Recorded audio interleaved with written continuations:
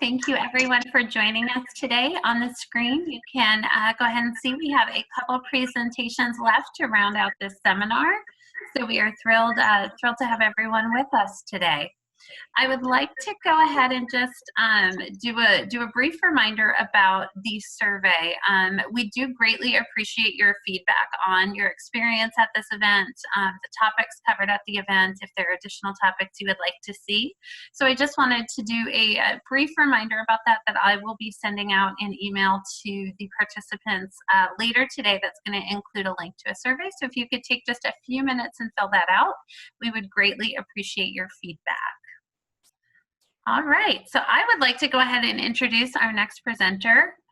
Cindy Clarke founded the Tri-State Advocacy Project after her father died from a C1, C2 spinal cord injury in 2002.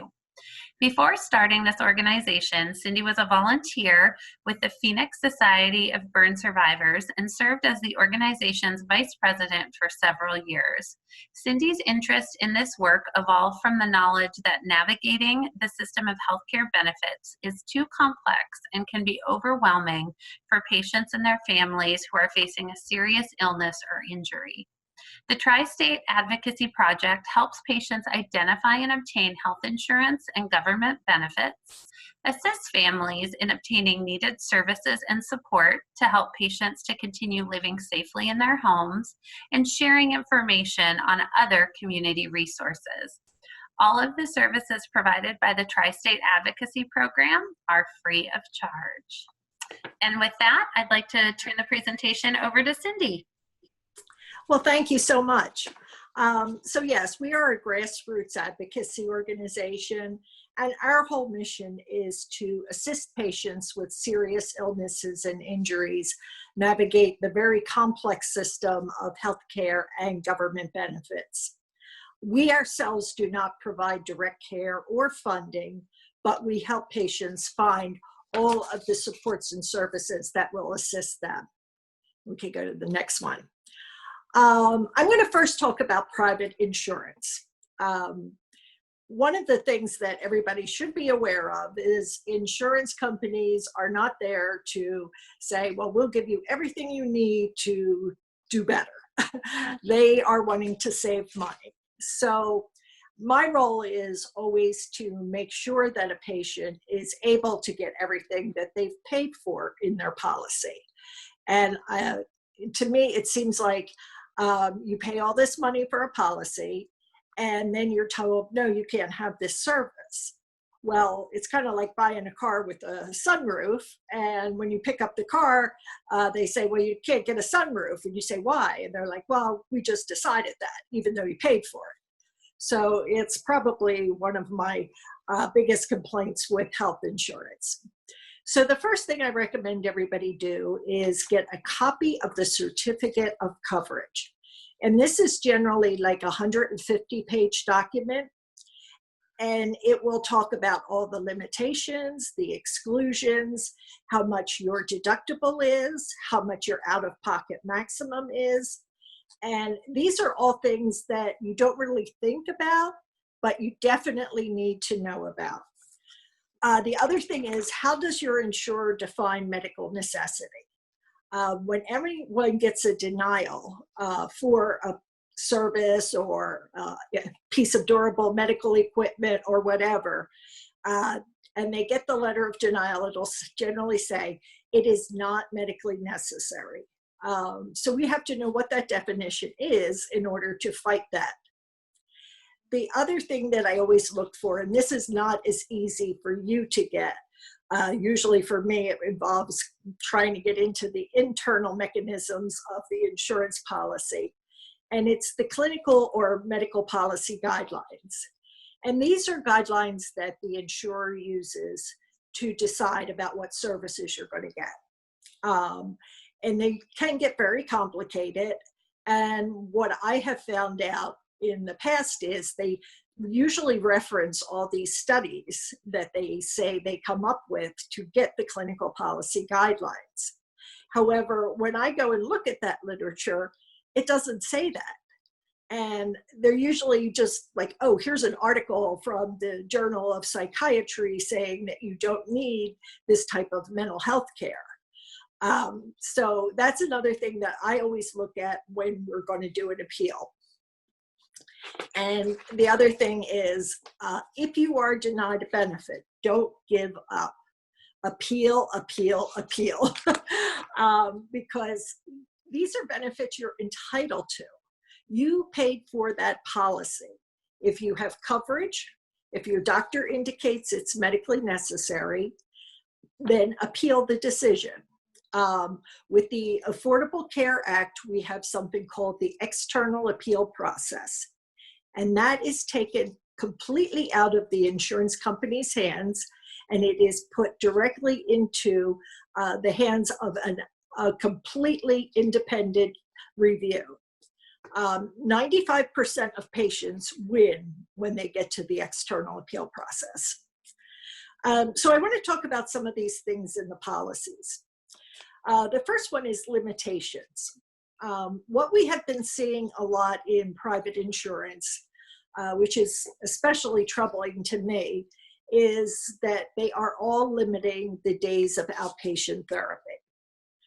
And that's hard because they know that most conditions like muscular dystrophy involve a great deal of therapy in order to keep the patient at a maximum level of functioning. So it's one of the things that is most concerning to me. The other thing that I find is if a patient is in, say, inpatient hospital, and they've had the scoliosis surgery that the doctor spoke about a few minutes ago, and it's recommended that they go to an inpatient acute care hospital.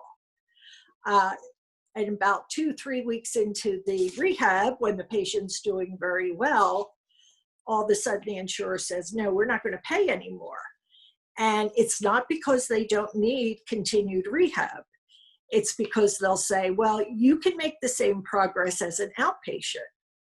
That's not going to happen. You have a limitation in your policy that only gives me 60 days per year. I can't make that progress that's needed. So that usually works well in either extending the inpatient rehab or getting additional coverage. My usual course of action, of course, is to extend the inpatient rehab. There's also exclusions in the policy. And one of the things that they exclude are anything that has not been, like a drug that has not received FDA approval, if it's still experimental. Another huge problem, which is in policies that people are running into now, are an exclusion if you are Medicare eligible. So say you have a private health insurance plan and you work for General Electric, and now you're Medicare eligible. And Medicare is going to cost you $144 a month for a premium. So you think, well, I have private insurance, so I don't really need that coverage. But if you look at the exclusions that are starting to pop up in a lot of insurance policies, it will say that if you fail to take Medicare when you are eligible, we will only pay the 20% because Medicare should have paid the 80%. And, you know, no one reads health insurance policies. It's not a fun way to spend your Saturday night, but that exclusion is really hitting people hard. If you are working for a small employer and you have private insurance, employer with less than 50 employees, I believe, then Medicare is primary and your private insurance is secondary. If you work for a large employer or if you're under a retirement plan, then your private insurance is primary and your Medicare is secondary, of course, unless this exclusion applies. If the exclusion applies, then Medicare will be primary. The other thing to look out for is out-of-pocket maximums. I don't find that all insurers are good at keeping the patients aware that they've met their out-of-pocket maximums per year. So if you only have $5,000, if you have $5,000 in out-of-pocket maximums, keep track of your medical bills because you don't want to continue to pay when the insurer should be paying 100%. Then there's the appeal process. Usually the appeals process starts with a peer-to-peer review from your doctor. And the medical director at the insurer will say, no, we're not going to pay. So the next step is the family appeal. And this is where I think most people go wrong. Either they don't really explain what they need, why they need it, or they just kind of take that the insurer will understand. And that is not the best way to go. So I take that letter of denial and I read it, and I read all of the reasons why they're denying it. If they say we haven't shown progress, do they have updated notes? Maybe they don't. The other thing is in our clinical policy guidelines, it says ... Well, then I'll go and look at the clinical policy guidelines, and 90% of the time I find out that what they're saying is in the clinical policy guidelines for a denial is not accurate. So we write a long appeal letter telling them every place where they're wrong, and I do this, so you don't have to worry that I'm giving you a huge job to do. We write this long letter of appeal. If we do it as an expedited appeal, we generally have, depending on the insurer, maybe 24 to 72 hours at the most. The other thing I will do is I'll generally go to a medical library. Fortunately, my daughter is a vet at Penn, so I have access to her computer with all of the literature that I need. And I find studies that doctors have written as to why this type of service is needed. And then you include those studies. If I have time, I will also dispute some of the studies that the insurer has used. A lot of times they're very outdated. Some of them don't even say what they think they're going to say. So that's how we handle an appeal. And when we get all of that to the insurer, that kind of cements our reason. So when we go to the next level of appeal, the external appeal, and we show that we gave the insurer all this information, and if we need to add anything additional, it gives us a much stronger case. And that's why 95% of people win on the external appeal. The insurers know that you are overwhelmed, and they're going to take it that you are not going to appeal. Less than 50% of people ever appeal a denial.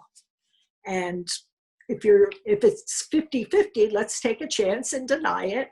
And let's see if they're one of that 50% or less that's going to really go through the whole appeal process.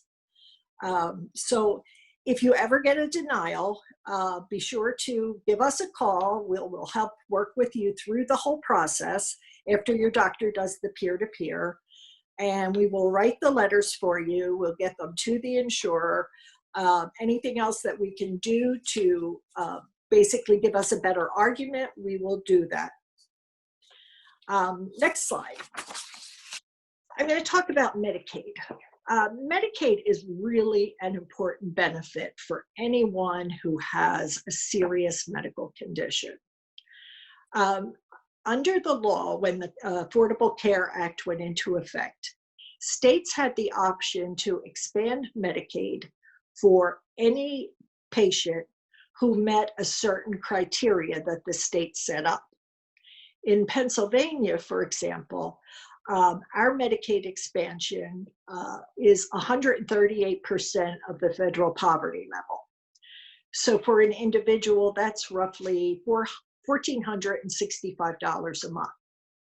But you have some deductions you can take. You can deduct your student loan interest, other things that, other health insurance policies that you may have, things like that. It's important to apply for Medicaid if you know that you are going to have a very limited coverage, especially for the PT. That's always my biggest worry.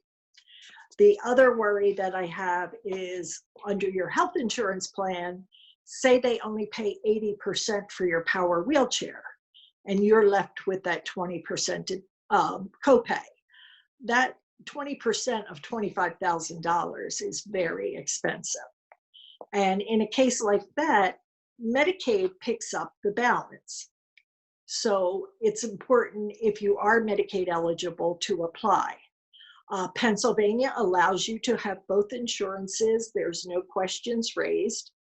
Pennsylvania does not look at your resources, and it makes it much easier to get into a Medicaid plan. Now, each state differs a little bit.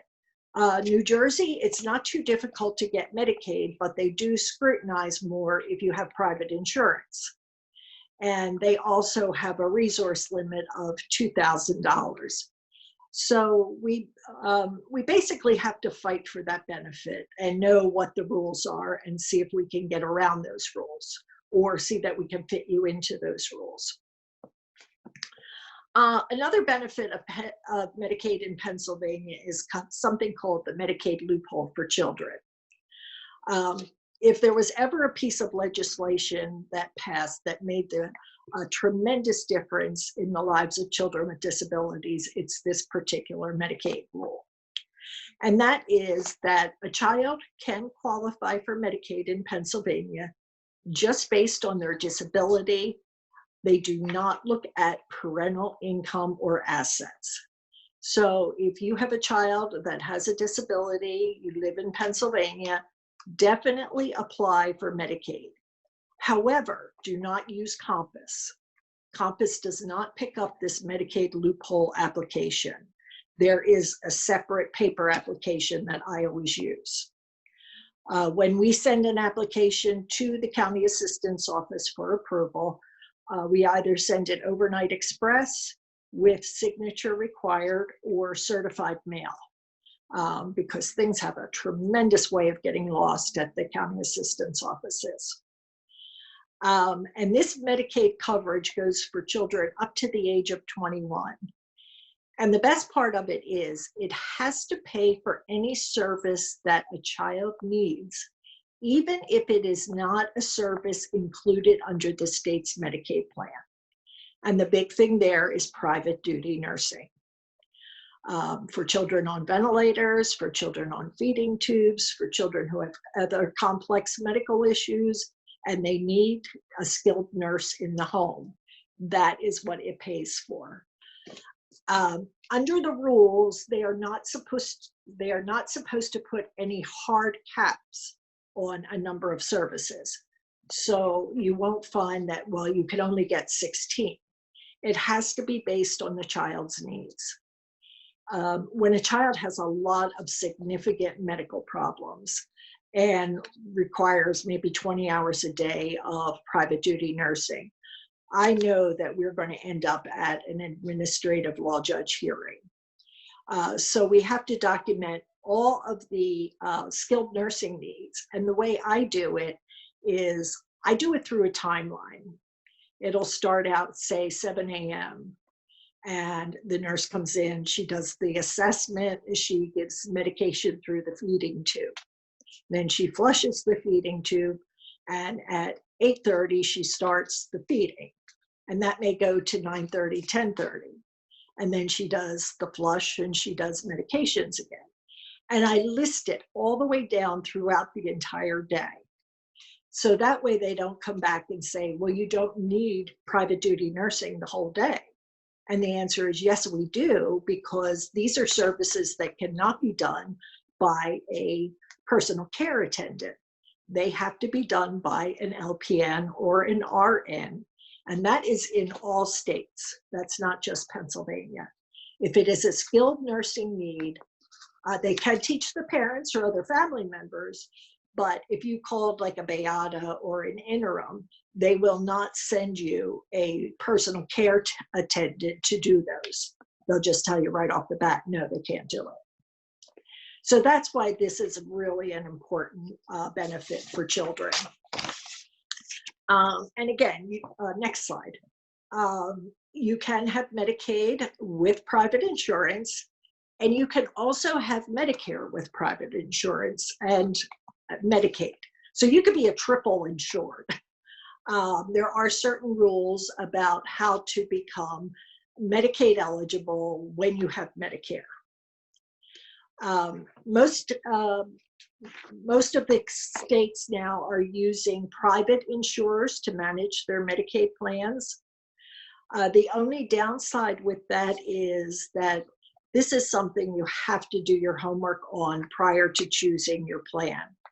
You want to make sure that the health plan that you choose has the doctors and the hospitals and the therapists that you want to see in the plan, because if, under Medicaid rules with the private health insurers, you cannot go out of network unless there's a really significant reason why. And eligibility, again, for Medicaid is very state specific. Not all the states did the Medicaid expansion, and now with the COVID, people are finding that this was a disaster, that people did not get the Medicaid for children or for anyone, just because, you know, the state didn't bother doing the expansion, and the other rules to get it are very strict. So it's one of my biggest concerns for states that did not do Medicaid expansion. Then also whatever services that Medicaid covers for adults, that is state specific. But Medicaid for children has to include any service that the child needs. And that's because of the EPSDT legislation from 1967. A few years ago, I had a child with muscular dystrophy, and we were trying to send the child to the Variety Club camp in Worcester. Well, the insurer denied it, and we went to the administrative law judge hearing. And one of the rules of Medicaid under children is we're allowing the children to do the same activities of children without disabilities. So we needed to get 24-hour nursing for this child to go to camp. And there's like, no, we're not doing it. The child could stay home, the mother could do their 12 hours of care, and we'll provide our 12 hours of skilled nursing. But as soon as we walked into the hearing, I said to the judge, did your kids go to camp? And he goes, oh yeah, my kids loved camp. And I'm like, well, that's our argument. If other children can do it, children with Medicaid and disabilities should be allowed. And right away he said yes, and that was it. So it was probably one of my best success stories as far as appeals go. I never expected to win that one. Next slide. Medical assistance for workers with disabilities. We often run into a problem when it comes to someone who is recently injured, recently diagnosed with a medical condition. So that person, I'm talking about adults here, that person has left work. They can no longer work anymore. We have done a Social Security disability application, but they can't afford their COBRA premium. And once they get their, before they get their Social Security disability rather, they will be eligible for Medicaid. They have no income. So that's fine, and it gets us through a few months. But then as soon as they start getting their Social Security disability, their income is over the limit for Medicaid. And they can't get Medicare for 2 years. You don't get Medicare unless you've been disabled for 2 years. So the choices are either find a policy on your own or go to the health insurance marketplace. With the health insurance marketplace and those policies, the benefits are pretty limited, and we're talking about somebody with significant needs. So I always try to encourage them to get into this medical assistance for workers with disabilities plan. What it is in Pennsylvania and New Jersey, you only have to work a couple hours a month at any type of job as long as you are getting paid minimum wage. I actually have two of my brothers on this plan. They dog sit for me. And then I pay them each $15 a month. They do it for one Saturday a month. And they get their Medicaid through this medical assistance for workers with disabilities. They're both above the income limit for straight Medicaid. And this is really our only option until they become Medicare eligible. If they become Medicare eligible before the age of 64, then we can keep this medical assistance for workers with disabilities to continue, and it will be their secondary insurance with Medicare. And again, it's any type of job. In Delaware, the rules are a little different. You have to have a job where Social Security taxes are taken out. If anyone is in a bind and they're finding that their private insurance is not covering all of their services, whether they're working or not, we try to see if there is some type of work we can get for them and get them on this program so they get the additional benefits. Okay, next slide.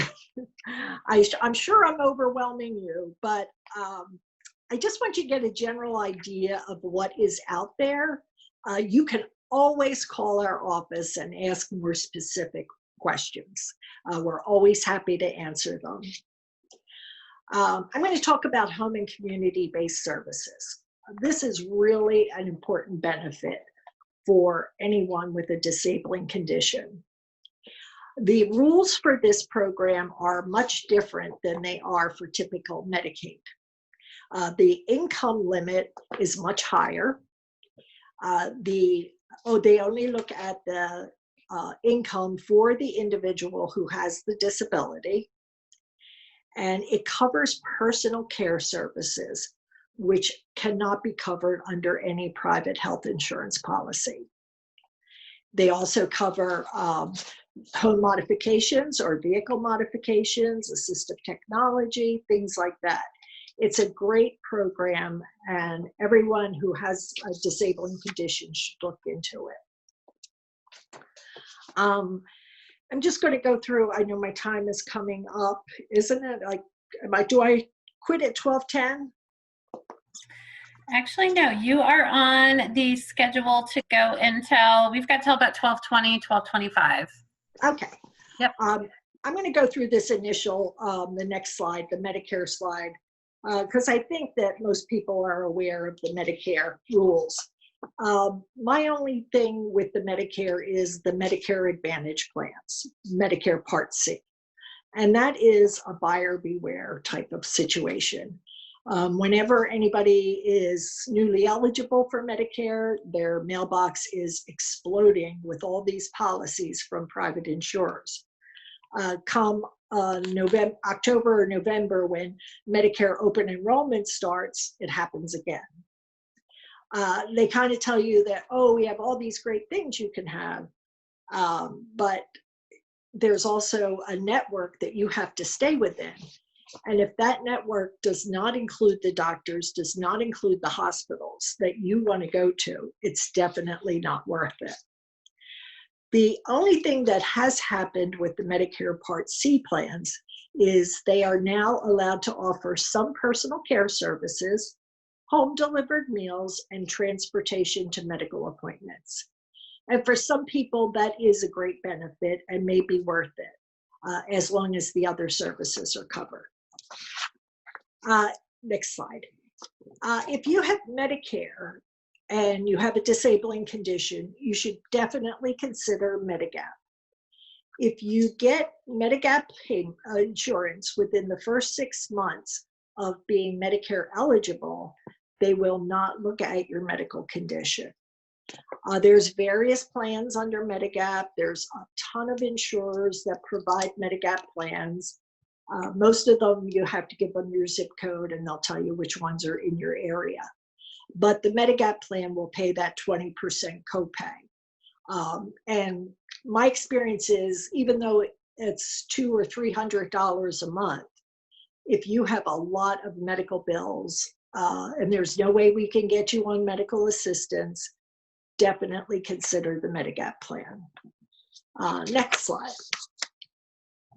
Social Security benefits. This is something that often gets very confusing for families. If a child is diagnosed with a disability and the parents are applying for Social Security, it would be the SSI benefit.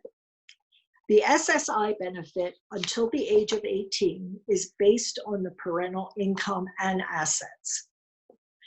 And it's also, SSI is also for anyone who does not have significant work history and would not qualify for Social Security disability. Wait, I really messed that up in my typing. In most states, the good thing about SSI is you also get Medicaid as a secondary, Medicaid, whether it's secondary or primary. And that's one of the reasons why we usually try to get somebody at least some Social Security benefits. And that's called deeming of income. I'm not going to get into the whole process of deeming of income. But what I will say is, if you are of moderate income level and you have more than one child and one of them has a disability, we should definitely look at applying for SSI under deeming of income. If you, especially if you live in one of the states that does not do Medicaid expansion, but does do Medicaid directly after you're eligible for SSI. Our goal here with that is maybe not to get that $700 and some payment, but it would be to get that child Medicaid eligible. So we only have to make the child eligible for a $10 a month payment just to get the Medicaid. Once a child reaches the age of 18, then the eligibility for Social Security income, SSI, is only based on the child's income and assets. Next slide. So if the child has some money and it's going to disqualify them for SSI, that money can be put into an ABLE account. This law just came about, I think, I'm going to say maybe 2015. And it's a special account that parents or the child's money can be transferred in up to $15,000 a year. And that will not count against them for Social Security or Medicaid or any of the programs that have resource limitations. So if you do have a child, I say start an ABLE account anyway, just because it's a great account to have. You can save up some money if the child wants to go to school after graduation from high school, if they want to ever move into an apartment on their own. It's a great way to pay for things that the child will need. Next slide. This is where most people go wrong in eligibility for for SSI under the medical guidelines. They put down, when they're doing the application, they just put muscular dystrophy. Muscular dystrophy itself is not a qualifying factor to get you SSI or SSD. What we need to do is show your functional limitations. And when we show functional limitations, we have to use certain words. If anyone has ever done an SSI or SSD application, they know at the end of that application, there's a remarks section. And in that remarks section is where you want to put all of the functional problems that you have, and you want to use Social Security verbiage. So under Social Security rules, under Social Security words, they don't say cannot walk. They say cannot ambulate effectively. For someone who doesn't have full use of their upper extremities, it does not have fine and gross motor skills of the upper extremities. And a big one is cannot do activities of daily living independently. Social Security scans the application. And I guess everybody's heard that, oh, everyone's application is denied. You have to go through that 2-year appeal process. That is absolutely not true. What you have to do is describe your disabling condition exactly as Social Security describes it in their list of impairments. And if you ever Google Social Security list of impairments, it will give you a whole slew of musculoskeletal, mental, endocrine, all types of disabilities. And even if the disability doesn't fit into the category, check it out anyway. Under mental problems, a lot of times, some of the issues that you see for someone who is in a wheelchair, feels isolated, their problems fall under that mental category. That they feel that it's socially isolating, depression, anxiety, all of those things.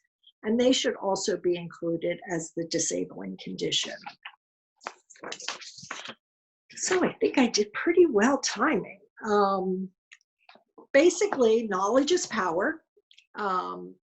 And if there's anything that's utmost importance for someone with a muscular dystrophy diagnosis, it's definitely your medical benefits. And then my last words are appeal, appeal, appeal. If you're denied a benefit, you know it's a covered service, your doctor has recommended it, and the insurance company comes back with some crazy reason for not giving you that benefit, we have to do that appeal. Do not lose the benefits just because you don't have the time at that point to do the appeal. Give it to us, we will do it. And when it goes to the external appeal process, I probably do, I'm going to say 300 to 400 appeals a year. And I've been doing this since 2004, 16 years. I've only lost 2 external appeals. That's how powerful it is. So definitely consider doing the external appeal. And then the last page is all of our contact information. You can call us. The office is staffed, unfortunately, by just my sister and I, since we're such a small organization. You can email us questions. I'm probably better at answering emails, especially at 5 a.m. So, please just email a question if you have it, if you don't have time to talk. Or if you need something, call. Everything we do is free of charge. We do Social Security disability applications. We'll do Medicaid applications. We'll do applications for home and community-based services. So anything that's needed, please give us a call. We're happy to help. And I guess that's it. All right, Cindy, thank you so much for all of that wonderful information. It was a lot of information. I'm going to pack it into that time, but it was great. We do have some questions that have come in, so I do want to get to those. I do want to verify, Cindy, tri-state, will you work with others? Because we do have people on the line who are from outside of the Northeast. Do you work with people who are outside the tri-state, or you're primarily for tri-state? Oh, yes, I should have mentioned that. We work with anybody, anywhere. When I initially started the organization, I was very familiar with the Pennsylvania, Delaware, New York, New Jersey areas. And I thought I should limit it because I was on my own for so many years. But after a while, people called from Texas, California, Florida, Hawaii. So I'll help anybody anywhere. We're not limited. It was just that with all the legal stuff with changing a name, I couldn't do it. No, makes total sense. Well, we do have some questions that have come in. I'm going to read the first question, and then I was a little delayed on my slides. So, Cindy, I'm just going to run back to the Medigap slide because that's the slide I think I missed. Okay. So I'll answer your next question. That way folks can have a chance to view that. But we have a question here from a gentleman who lives in Connecticut. He says he has Medicare. He says he's disabled and got it before he was 65. He's married. He said his wife is retiring at the end of the year. Could he qualify for Medicaid? possibly under one of the programs. In his case, for Connecticut's home and community-based services, they will only look at his income. However, if he's applying for straight Medicaid and they have a very low income, then they may still be eligible. The amounts that the states allow you are for income and resources are state specific. So if you want to give me a call, I'll be happy to look up Connecticut rules. I do know Connecticut has very good home and community-based services. I just sent a young man home to Connecticut who was in Penn rehab for quite a while. And we were able to get a lot of services for him when he went home. Great, wonderful. Another question, Cindy, that came in is, do you recommend getting an attorney involved for SSDI applications? It depends. I usually ask people about their disabling conditions. We are not attorneys, so if I think that they're going to have a problem, I will just come right out and tell them, you're going to have a problem, go see an attorney. If it is a pretty clear-cut case, the person is wheelchair bound, has other disabling conditions, can't do their own activities of daily living, I am not afraid to do that application, and I would not be hesitant to say that we'll probably win. Again, I have a pretty good track record, but of course it is because I do not take cases in the gray area. I only take cases that look like they are going to be approved. So if it, call me. If I don't think your condition is going to meet the guidelines, I'll definitely tell you to go see an attorney then. Perfect. And just a reminder for everyone, if you do have questions for Cindy, please go ahead and chat those in the Q&A box, please. The next question, Cindy, that we have is, if my child doesn't receive Social Security, are you still able to open an ABLE account? Yes. ABLE accounts are eligible for anyone who has a disabling condition prior to the age of 26. There's legislation out there right now to expand ABLE accounts to anyone who has had a disability prior to the age of 45, but that has not gone through Congress yet. Okay, good to know. Another question came in is, how many times can a decision be appealed? For Social Security or? For insurance and coverage.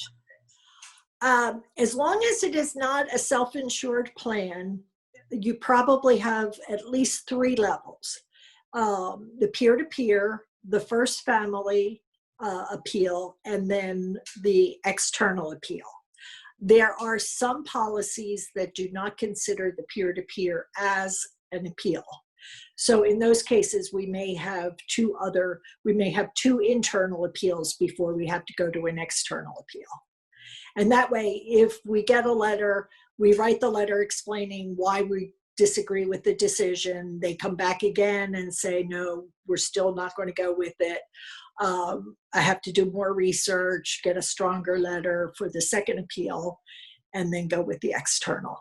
Also, some policies do allow you to jump directly from the family appeal if the peer-to-peer is not considered an appeal to the external appeal. Okay, good to know. And I think the next question is, can an ABLE account be used to buy a house? Yes, definitely. Okay, that's good. And we had another question come in. Is there a database of sorts I can access and see what all benefits are available to me or my family to review? That was the big problem of why I started this organization. There just is not enough information out there. And most people don't even know what they're looking for. It's really a very poorly run system, and there really is not, sadly to say. Yeah. Well, I'll say from MDA's perspective, and MDA has a wonderful National Resource Center that really does try to be the convener of resources and information for the neuromuscular family. So I know they've done a lot of work, but Cindy, as you said, it is hard. There isn't a one-stop shop for that. And there's so many little idiosyncrasies that you have to know. So that's why I think the work you're doing for these types of populations is so important. Yeah, and the other thing is they change the rules all the time. I have really interesting Saturday nights catching up on new Medicaid and Medicare rules. So just so I can stay up to date with them. Okay, perfect. All right, and I think our last two questions are kind of around ABLE accounts. What would be the advantage of an ABLE account over a special needs trust? The ABLE account, it will have $100,000 maximum to be taxed, to not to be considered as an asset.